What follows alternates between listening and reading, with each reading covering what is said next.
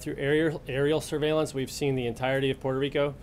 Some of the southwest and southeast sections of the island have had a little bit more sparse on foot exploration, but it's the interior of the island that's presenting the biggest problem for us right now. The mountainous interior is where we're dedicating our efforts to try to get in with rotary wing support.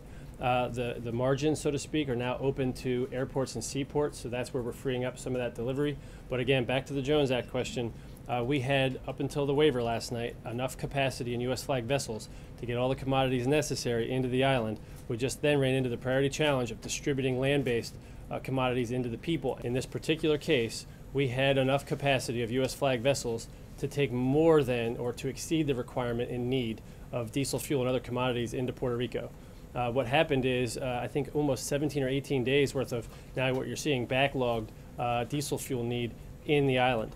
And so, but it was a little bit misunderstood and misreported that we had a capacity problem and had to waive the Jones Act.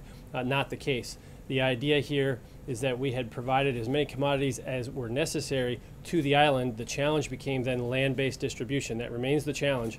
That remains the priority today.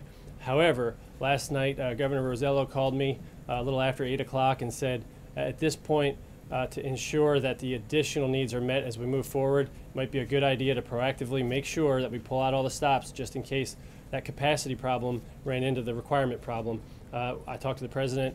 He thought that was absolutely the right thing to do and waived it right away. So the changed move here on day 8 was to take that 3-star general and to put him there physically located in the field. I don't anticipate he'll stay there long, but he needs to get there, have his eyes on it, and make sure that he's comfortable with the interaction between his forces and the governor and the municipal forces, because it's a little bit of a different business plan model in the field and because it's unique and it's an island 1,100 or so miles away from the nearest land in Florida.